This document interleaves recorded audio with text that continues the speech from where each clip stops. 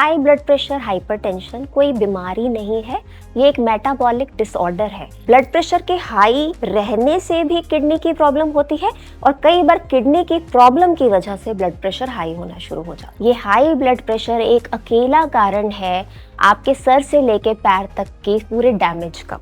आपको heart stroke, brain stroke, heart attacks, जो just name it. आजकल तो छोटे छोटे बच्चों को हाइपरटेंशन की प्रॉब्लम हो रही है because of the eating habit. जब हाई ब्लड प्रेशर रहता है तभी आपके क्लॉट्स बनते हैं आर्टरीज में और तभी आपको ब्रेन स्ट्रोक या हाई ब्लड प्रेशर होता है। हाई ब्लड प्रेशर के पेशेंट्स को कम से कम 4000 मिलीग्राम पोटेशियम बहुत ज्यादा जरूरी है। अर्जुन की छाल की चाय रोज पीना शुरू कीजिए, ये बहुत ही अच्छा है, आपके कोलेस्ट्रॉल को भी लो करेगा। अगर आप 1 किलो वजन भी कम कर लेते हैं ना तो आप अपना 5-10 डेसीमीटर जो है बीपी का कम कर लेते हैं। कि सिर्फ एक भ्रामरी से हमारे ब्रेन में इतना ऑक्सीजन सप्लाई बढ़ता है, जिसको इंसुलिन रेजिस्टेंस बढ़ेगा उसको ये प्रॉब्लम होनी ही है।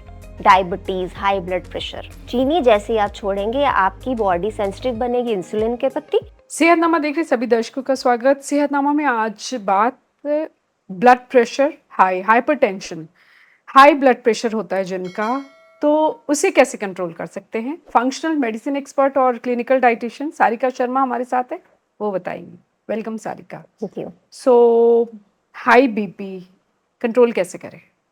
सबसे पहले कारण जानना बहुत जरूरी है। किसी भी चीज को ठीक करने से पहले कारण जानना है। हाई ब्लड प्रेशर हाइपरटेंशन कोई बीमारी नहीं है, ये एक मेटाबॉलिक डिसऑर्डर है और ये चीज समझना जरूरी है कि ये एक सिम्टम है। बॉडी आपको बता रही है कि कुछ गड़बड़ है। अब ब्लड प्रेशर क्या होता है, सबसे पहले समझिए ब्लड प्रेशर क्या है। हमारी आर्टरीज में खून का जो दौरा है, जो प्रेशर एक नॉर्मल चाहिए ताकि हमारे सारे ऑर्गन्स तक ऑक्सीजन पहुंच सके, न्यूट्रिएंट्स पहुंच सके, वो आपका ब्लड प्रेशर है। अब जब ये हाई हो रहा है, क्यों हो रहा है? क्योंकि एक तो आपकी जितनी भी आर्टरीज हैं वो किसी तरह से नैरो हुई पड़ी हैं, वो फ्लेक्सिबल नहीं है, वो श्रंक है, हार्ड है और बहुत सारे रीजंस हैं इस चीज़ के। अब आप सोचिए, फॉर एग्जांपल आप होज पाइप का एग्जांपल लीजिए। जैसे हम गार्डन में पाइप से पानी देते हैं ना पौधों को। अब उस पाइप को आप इमेजिन कीजिए, अब उस पाइप में से अगर नॉर्मल फ्लो में वाटर आ रहा है तो सब स्मूथ चल रहा है, ठीक है। लेकिन अगर वही पानी बहुत ही प्रेशर से आने लगे तो क्या होगा, ठीक है। उसी तरह से हमारा जो शरीर है, हमारे अंदर जो आर्टरीज, वेसल्स, ये सब कुछ बना हुआ है। तो कितना अच्छा हो कि अगर कुछ ऐसा हो कि ये जो वेसल्स जो सिकुड़ी हुई हैं, जिसकी वजह से ब्लड प्रेशर हाई है, वो अगर हल्की सी रिलैक्स हो जाए तो वही जो फ्लो है वो नॉर्मल हो जाएगा। तो इसके ऊपर 92 में स्टडी हुई थी, जो डाइटिशियंस को मालूम था लेकिन डॉक्टर्स तक अब इंफॉर्मेशन पहुंची है कि कितना इम्पॉर्टेंट होता है नाइट्रिक ऑक्साइड। अब नाइट्रिक ऑक्साइड जो है वो नाइट्रेट्स से आपको मिलता है, nitrates gets converted into nitric oxide. इसके बारे में हम अभी बात करेंगे। उससे पहले ये जानना ज़रूरी है कि हाई ब्लड प्रेशर के क्या क्या पॉसिबल रीजंस हो सकते हैं जिसके कारण वो जो धमनियां होती हैं वो सिकुड़ती हैं और जी ब्लड प्रेशर बढ़ जाता है। बिल्कुल। अब ब्लड प्रेशर एक सुनने में तो लगता है कि आई थिंक काफ़ी लोग इस साइलेंट किलर के शिकार हैं और वो बड़ा नॉर्मलाइज कर चुके हैं इस चीज़ को कि चलो जी हम दवाई ले ली, हमने बीटा ब्लॉकर्स ले लिए, अब हमारा कंट्रोल में है। लेकिन ये हाई ब्लड प्रेशर एक अकेला कारण है आपके सर से लेके पैर तक के पूरे डैमेज का।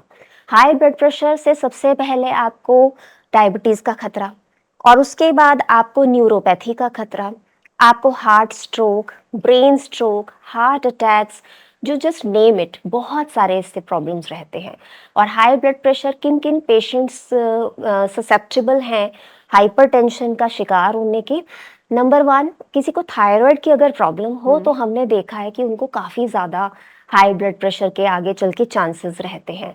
फिर जैसे जैसे लेडीज़ भी एजिंग होती है, मेनोपॉज के टाइम पे हाई ब्लड प्रेशर के चांसेस होते हैं।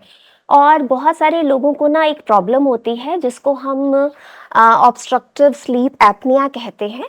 वो लोगों को पता नहीं चलता है, वो आपके कोई साथ सोता तो पता लगेगा।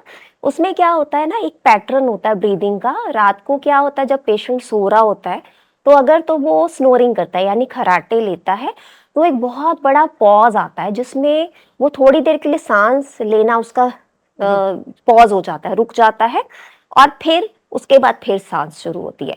तो इससे भी क्या होता है कि बॉडी जो है वो डिप्राइव हो जाती है ऑक्सीजन से, और ये बहुत बड़ा कारण होता है जो पेशेंट्स को पता नहीं चलता कि ब्लड प्रेशर हमें क्यों हो रहा है। ठीक है। ओके।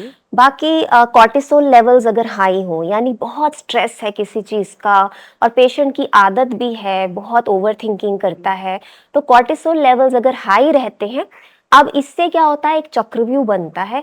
कॉर्टिसोल लेवल्स अगर हाई होंगे तो इंसुलिन रेजिस्टेंस होगी। जिसको इंसुलिन रेजिस्टेंस होगी वो फर्स्ट स्टेप है सारे मेटाबॉलिक डिसऑर्डर्स का। जैसा मैं हमेशा बताती हूँ कि हमारी बॉडी के सेल्स जब इंसुलिन को यूज करने लायक ही नहीं रहते हैं, तब ये इंसुलिन रेजिस्टेंस बनती है। आप चेक कीजिए कि आपका वेस्ट का जो एरिया है वो कितना है। ठीक है, यहाँ पे विसरल फैट अगर है तो ये नंबर 1 साइन है कि या तो आपका इंसुलिन रेजिस्टेंस अभी स्टार्ट हो चुका है या ऑलरेडी होगा, आप टेस्ट करा के देख सकते हैं। ओके। तो इससे अब ब्लड प्रेशर बढ़ने के चांसेस हैं। बिल्कुल बिल्कुल, इंसुलिन रेजिस्टेंस जैसे ही स्टार्ट होती है आपका धीरे धीरे फिर आगे चल के बीपी भी हाई होना शुरू हो जाता है। और क्या वजह होती है? बाकी कुछ पेशेंट्स को मालूम नहीं होता, उनको किडनी की प्रॉब्लम स्टार्ट हो रही होती है तो भी ब्लड प्रेशर हाई हो जाता है। ब्लड प्रेशर के हाई रहने से भी किडनी की प्रॉब्लम होती है, और कई बार किडनी की प्रॉब्लम की वजह से ब्लड प्रेशर हाई होना शुरू हो जाता है। तो बहुत सारे रीजन है कि ब्लड प्रेशर हाई हो सकता है। अब एक तो एज, सर्टेन एज के बाद भी ये बिल्कुल देखा गया है कि आप 50-60 के, और बड़ा नॉर्मलाइज है कि अब तो ब्लड प्रेशर बिल्कुल। की दवाई ले रहे हैं, जैसे जी आपने पहले कहा। जी। तो उस उम्र में, उम्र का साथ कोई लेना देना बीपी बिल्कुल, का? उम्र के साथ बहुत लेना देना होता है। जब हमारी बॉडी यंग होती है तो हम लोग वैसे ही एक्टिव रहते हैं, क्योंकि हम लोग प्रोफेशंस में होते हैं, हम लोग अपने खाने पीने का ध्यान रखते हैं। मेनली क्या होता है, हम लोग एक्सरसाइज पे भी फोकस करते हैं। जैसे जैसे उम्र बढ़ती है, एक माइंड सेट भी चेंज होता है, हार्मोन्स भी शिफ्ट होते हैं, और आपका गट माइक्रोबायोम आप अपनी पुरानी आदतों से एक एस्टेब्लिश कर चुके होते हैं। बहुत सारी दवाइयाँ खाना शुरू कर देते हैं पेशेंट्स। उसकी वजह से भी क्या होता है, बहुत ज़्यादा बॉडी में जब डिसबायोसिस होता है तो ब्लड प्रेशर हाई होने के काफ़ी चांसेस रहते हैं। ओके। अब एक बार ब्लड प्रेशर जिनका बढ़ गया, वो अब कंट्रोल कैसे करे? क्या जब पता लगा ब्लड प्रेशर बढ़ा हुआ है, नॉर्मल पहले तो ब्लड प्रेशर आइडियल होता कितना है? जी, 120/80 जो है सिस्टोलिक डिस्टोलिक जो है आइडियल माना जाता है। 110/70 भी ठीक रहता है। ओके। इससे ज्यादा जब बढ़ना शुरू होता है तो आपको सी ब्लड प्रेशर जब बढ़ता है ना, तो एक तो सिग्नल नहीं मिलता है। ये नहीं होता कि सभी का सर दर्द हो रहा है हाँ या सर हाँ, मैं चकरा भी रहा उसी है। पे आ रही थी। कोई सिम्टम्स होते हैं कि बीपी बढ़ा है? कुछ लोगों को सिम्टम्स होते हैं, कुछ लोगों को सिम्टम्स होते ही नहीं है। कई बार तो इतना ज्यादा डेट्रीमेंटल होता है कि डैमेज हो चुका होता है, तब पता चलता है पेशेंट को, अरे ब्लड प्रेशर हाई रहता था, मुझे तो कभी पता ही नहीं चला। तो अगर कुछ सिम्टम्स हम बात कर हेडेक, सके? हेडेक मेन है। लगातार सिर दर्द रहना? लगातार सिर दर्द रहना, डल डल भी रह सकता है, बहुत तेज भी हो सकता है, डिपेंड करता है आपकी बॉडी कितनी सेंसिटिव है उस पेन के प्रति।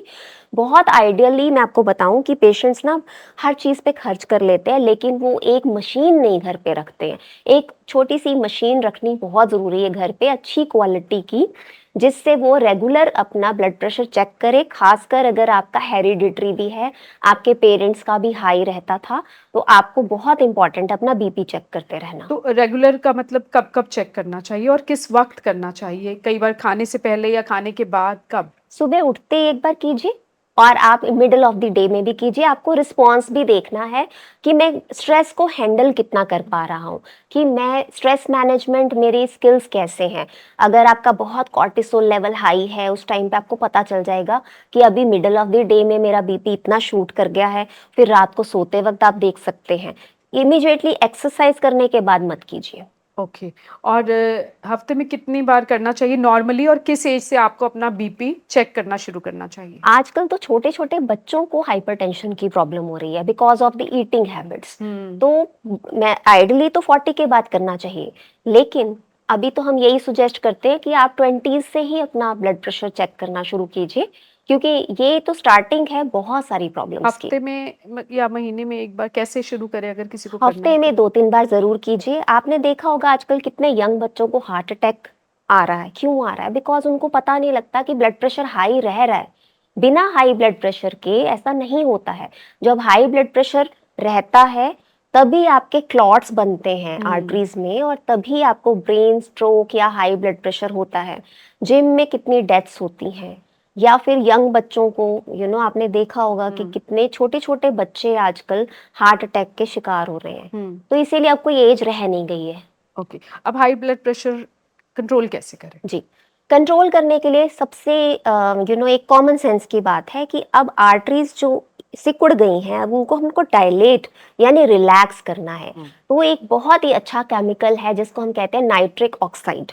अब नाइट्रिक ऑक्साइड का प्रॉब्लम क्या है कि वो कैप्सूल्स में नहीं बिक सकता, क्योंकि उसका शेल्फ लाइफ कुछ भी नहीं है, वो डिस्ट्रॉय हो जाता है विद इन सेकेंड्स।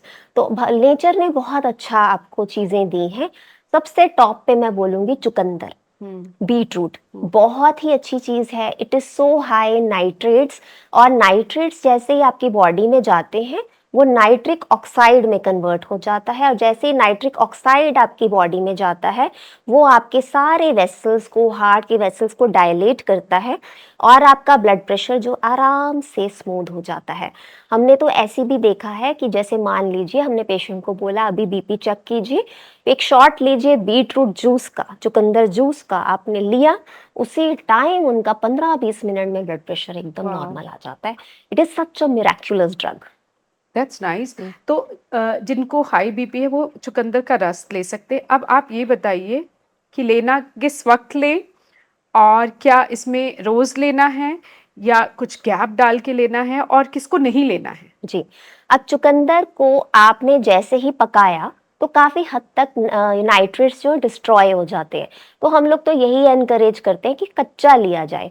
कच्चा लेने का बहुत फ़ायदा रहता है, जैसे एक तो आपके फाइबर भी अंदर चला गया, आप आधा लेना शुरू कीजिए, क्योंकि चुकंदर जो है कई बार बहुत सारे पेशेंट्स टॉलरेट नहीं कर पाते हैं।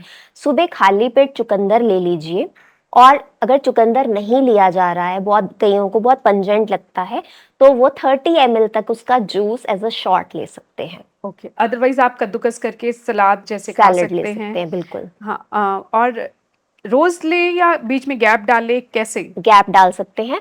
चुकंदर का रस इतना ज़्यादा इफेक्टिव है ब्लड प्रेशर के लिए कि it is combined with other methods, उससे ब्लड प्रेशर नॉर्मल आना शुरू हो जाता है। तो अगर आप अपनी ड्रग भी लेते हैं ना ब्लड प्रेशर की, और आप ये चुकंदर का रस लेना शुरू करते हैं, तो आप देखेंगे कि उस दिन आपको कम डोज की ज़रूरत पड़ेगी।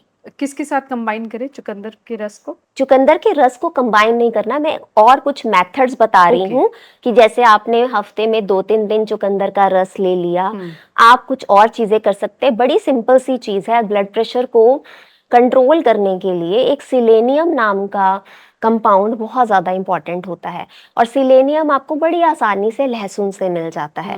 अब पेशेंट्स गलती क्या करते हैं, वो सुबह उठ के लहसुन की कलियों को यूं ही निगल के पी जाते हैं। तो हमको ऐसा नहीं करना है। इसको लेने का तरीका क्या है कि आपने जैसे अपने वेट के हिसाब से 2 या 3 कलियां ली लहसुन की, उसको क्रश करके आपने छोड़ देना है 3 मिनट के लिए मिनिमम। ठीक है, जितना ज़्यादा छोड़ेंगे उतना अच्छा है, क्योंकि हमारे को कंपाउंड्स चाहिए, लाइसिन, एलिन, ये कंपाउंड्स जब रिलीज होते हैं हमारी बॉडी तभी एब्जॉर्ब कर पाती है जब वो एक बार बाहर रिलीज हो गए हैं। हमारी बॉडी के अंदर ये रिलीज नहीं होते हैं। ठीक है, यानी कि लहसुन की 1, 2 या 3 कली आपके वेट के हिसाब से। एक नॉर्मल किसी का अगर 50, 55, 60 का वेट है तो वो 2 कलियां ले 2 सकता है कलियां ले सकता है, और उसको क्रश करके, छील के क्रश करके आपने 3 से छोड़ 5 मिनट तक छोड़ना है ताकि उसके कुछ कंपाउंड्स कंपाउंड्स जो है वो रिलीज हो जाएं जो बाहर होंगे, तब आपने उसको लेना है पानी के साथ खाली पेट या आइडियली खाली पेट। ओके। सुबह सबसे पहली जो ड्रग है आप यही ले सकते हैं। फूड इज अ ड्रग, अगर आप फूड को ड्रग की तरह यूज करेंगे ना तो आपको बहुत बेनिफिट होगा। बिल्कुल। सो एक दिन आपने चुकंदर का रस ले लिया, एक दिन आपने लहसुन जी की कलियां जी ले ली। बिल्कुल। राइट। बाकी आप अपने सी कोलेस्ट्रॉल देखना बहुत ज़रूरी है, आपके इन्फ्लेमेटरी मार्कर्स जानना बहुत ज़रूरी है। जैसा मैंने आपको बताया कि आपको ये जानना बहुत ज़रूरी है कि आपके हाई ब्लड प्रेशर का कोर रीज़न क्या है। अगर थायराइड की दिक्कत है तो थायराइड को आप एड्रेस करेंगे, ठीक है। और अगर आपको मान लीजिए कि ब्लड प्रेशर आपको स्ट्रेस की वजह से हो रहा है तनाव की वजह तो से। आप अडेप्टोजेनिक हर्ब्स को कंसिडर करेंगे। अडेप्टोजेनिक हर्ब्स में आपके अश्वगंधा, जटामांसी, ब्राह्मी, इस टाइप की हर्ब्स आ जाती हैं, लेकिन हमेशा सलाह लेके लेते हैं क्योंकि ये कॉन्ट्रा इंडिकेशन भी है कि अगर आप ये ले रहे हैं तो आप ये नहीं ले सकते। कुछ लोग जो हैं वो प्रोटोन इनहिबिटर्स पे होते हैं, एंटासिड्स पे होते हैं, तो हम बहुत सारी चीज़ें उनको नहीं दे सकते हैं, ठीक है। तो एक बार आप सलाह ले लीजिए एक्सपर्ट की, उसके बाद ही आपको ये हर्ब्स लेनी है। बिल्कुल अपने आप अंधाधुंध मत लेना शुरू कि शायद उसका नुकसान भी हो सकता है। बिल्कुल। और क्या किया जा सकता है? अर्जुन की छाल की चाय रोज पीना शुरू कीजिए, ये बहुत ही अच्छा है, आपके कोलेस्ट्रॉल को भी लो करेगा। आप मेरे कहने से एक बार अर्जुन की छाल की चाय अपने पूरे रूटीन में शामिल करके देखिए, आप खुद देखिएगा कि आप अगर 1 महीने के बाद अपना कोलेस्ट्रॉल लिपिड प्रोफाइल चेक करवाते हैं तो आपके ट्राइग्लिसराइड्स, आपका एलडीएल जरूर लो होगा। ओके, और वो कितना कैसे बनाते हैं वो चाय, और कितनी ली जा सकती है एक नॉर्मल जो एडल्ट है? अर्जुन की छाल को सी मार्केट में अवेलेबल है अर्जुन की छाल। It's a bark of Arjuna tree. Arjun के पेड़ की छाल मीन्स बार्क है, ठीक है। अब वो पाउडर फॉर्म में भी मिलती है, आप छाल फॉर्म में भी ला सकते हैं। घर में आप ले आए, अब उसको आपने क्या करना है, रात को थोड़ी सी छाल को पानी में भिगो के रख देना है, सुबह उसको धीमी आंच पे थोड़ी देर पड़े रहने उसी देना पानी है, को? उसी पानी को, और उसको स्ट्रेन करके आप पी सकते हैं। उसमें आप अपने और भी मसाले डाल सकते हैं, जैसे इलायची डालनी है, लौंग डालनी है। अगर आपको सुबह उठते ही चाय पीने की आदत है तो ये चीज आपको बिल्कुल वैसे ही सेटिस्फेक्शन देने वाली है जैसी आपको चाय देती है। ओके, कितनी होती है, कितनी लेनी चाहिए आइडली वेट आइडली के 1 हिसाब से? टीस्पून, बाकी हम देख लेते हैं, अगर बहुत ओबीज कोई पेशेंट है थोड़ा ज्यादा देते हैं, इस तरह से। 1 टीस्पून पाउडर जी काफी होता है बिल्कुल वो भी, लेकिन आपको अपनी वेट और एज के हिसाब से बिल्कुल लेना है, तो वो बिल्कुल भी सलाह लेके ले, बिल्कुल। वो ज्यादा बेहतर है। लेकिन बड़ी कड़वी होती है। मैंने ट्राई की थी, मैं नहीं पी पाई। ओके।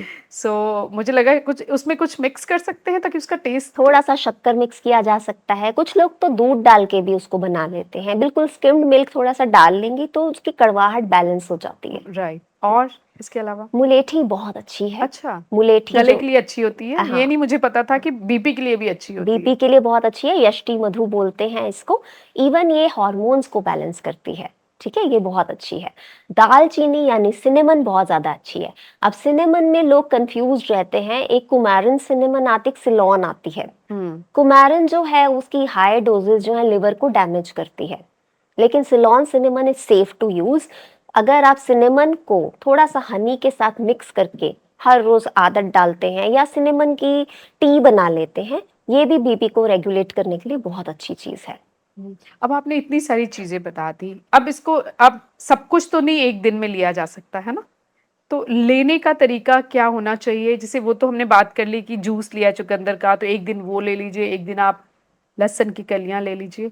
लेकिन अब अर्जुन चाल वाली जो चाय है, या दालचीनी, या फिर मुलेठी, तो इनमें भी, इनको भी हम ऑल्टरनेट डेज पे एक दिन एक ले ली, एक दिन दूसरी, ऐसा कर बैलेंस सकते कीजिए, हैं? बिल्कुल बैलेंस कीजिए, क्योंकि आप एक ही चीज को हर रोज नहीं ले सकते हैं।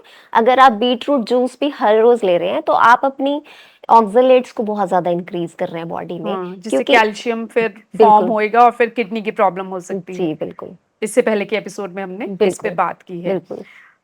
क्या चीजें जो नहीं लेनी है, हाई ब्लड प्रेशर है?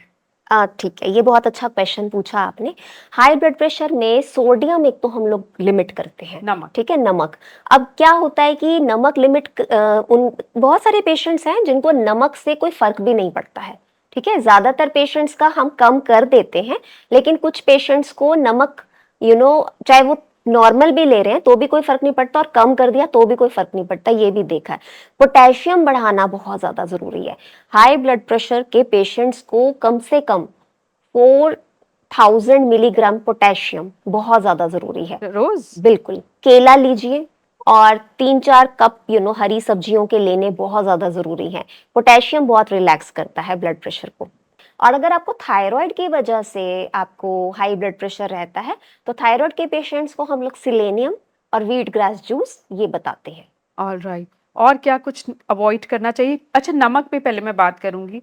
अक्सर लोग सेंधा नमक स्विच कर जाते हैं, लेकिन सोडियम तो उसमें भी है।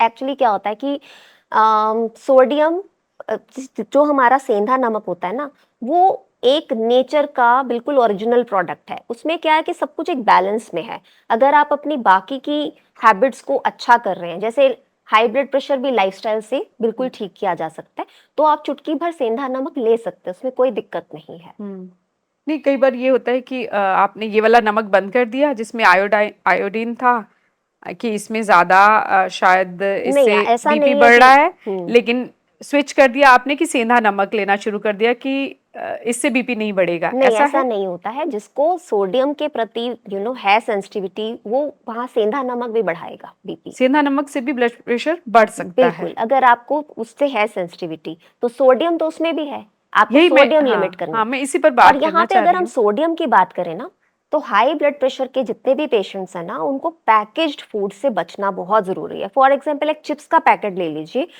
वो है असली डेट्रीमेंटल डोज ऑफ सोडियम, कि कितना सोडियम आप इनटेक कर रहे हैं। आप अगर सिंपल घर का खाना खा रहे हैं, तो आप इतना सोडियम नहीं बढ़ा रहे हैं, ठीक है, वो चलता है, उतना कोई प्रॉब्लम नहीं है। एक्सरसाइज बहुत ज़्यादा ज़रूरी है। हाई ब्लड प्रेशर के पेशेंट्स को वॉक करना बहुत ज़्यादा ज़रूरी है। एक Bhramari pranayama is very very important for high blood pressure patients. High blood pressure के पेशेंट्स को कपालभाति नहीं करना है, ठीक है, अच्छा, उनको भ्रामरी करना है।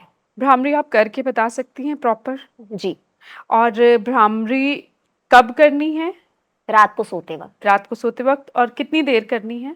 11 टाइम्स 11 बार टू बहुत स्टार्ट है। विथ। यस, इसका क्या ब्लड प्रेशर से क्या लेना देना सी भ्रामरी का? भ्रामरी का तो एक रिसर्च हुआ है कि भ्रामरी एक ऐसा प्राणायाम है कि सिर्फ एक भ्रामरी से हमारे ब्रेन में इतना ऑक्सीजन सप्लाई बढ़ता है।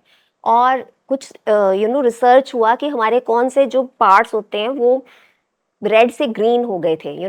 बहुत ज़्यादा बेनिफिशियल है, हमारे कॉर्टिसोल लेवल्स को एकदम से ड्रॉप करेगा।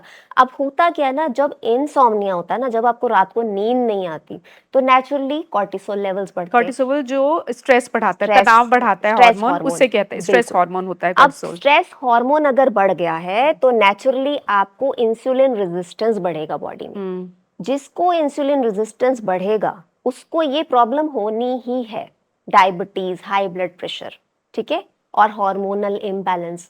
आप शुगर छोड़ के देखिए, आप भ्रामरी करके देखिए, और जो आपको बीटरूट जूस के बारे में बताया वो सब करके देखिए, आपका ब्लड प्रेशर जो है वो नॉर्मल आना धीरे धीरे शुरू हो जाएगा। सबसे इंपॉर्टेंट चीज जो छूट ना जाए, ओबेसिटी इज वेरी वेरी मोटापा। Important factor. हम्म। कि आपको अगर आप 1 किलो वजन भी कम कर लेते हैं ना, तो आप अपना 5-10 डेसीमीटर जो है बीपी का कम कर लेते हैं।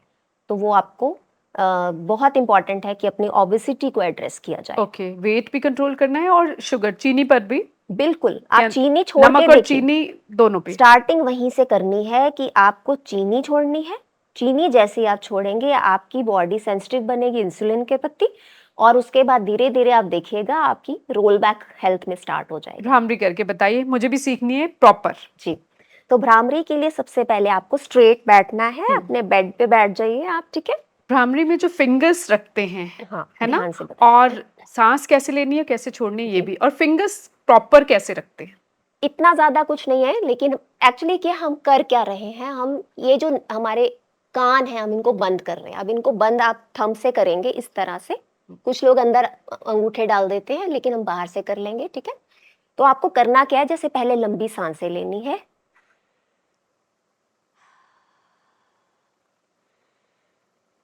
तो आपने एक्सहेल करते हुए भंवरे की आवाज निकालनी है। एक्सहेल करते हुए यानी सांस को बाहर करते हुए, ठीक है। आप इनहेल करेंगे, इनहेल किया आपने, अब आपने ये यहाँ से कान बंद किए ऐसे, और ये आपने अपनी आंखें बंद कर ली। बेसिकली अपनी इंद्रियां दोनों बंद कर दी। इंद्रियां बंद करने का कान और और आंखें। आंख। अब क्या हो रहा है, जब हमने ये इंद्रियां बंद कर दी, तो हमारा जो एनर्जी एक्सपेंडिचर है वो कट हो गया, मतलब बाहर से हमारा कनेक्शन खत्म हो गया। ठीक है, अब देखिए, इनहेल किया और एक्सहेल करते हुए हम साउंड निकालेंगे।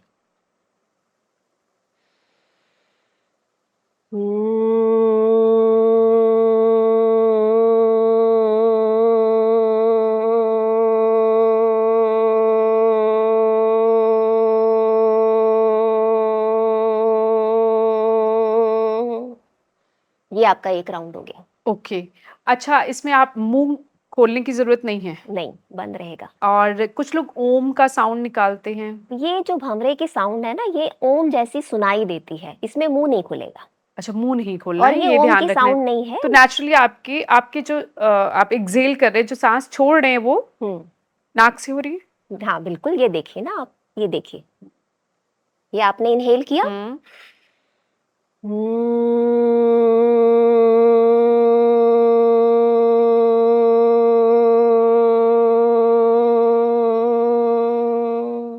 तो आप ना जब ये एक्सहेल कर रहे हैं तो नेचुरली आपका जो पेट है वो कॉन्ट्रैक्ट हो रहा है, अंदर को जा रहा है। ये एक निशानी है कि सही कर रहे हैं। और सांस लेनी मुंह से है या नाक से? नहीं, नाक से।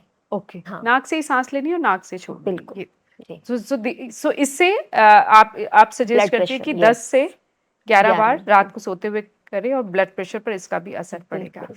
और कुछ जाते जाते टिप्स? पानी खूब पीजिए, बहुत ही ज्यादा इग्नोर्ड चीज है कि कुछ लोगों का ब्लड प्रेशर बढ़ने का रीजन सिर्फ डिहाइड्रेशन होता है, कुछ अच्छा, भी नहीं। क्योंकि कम पानी पी कम रहे पानी तो बीपी पीने, बढ़ गया। जैसे किडनीज का काम है रेनिन नाम का कंपाउंड रिलीज करना टू रेगुलेट दी बीपी। अब पानी ही नहीं दे रहे हैं, डिहाइड्रेटेड किडनीज हैं, स्ट्रेस्ड हैं, तो आपका बीपी नहीं रेगुलेट कर पाएगी। ठीक है, तो हाइड्रेशन पे बहुत ज्यादा ध्यान देना है।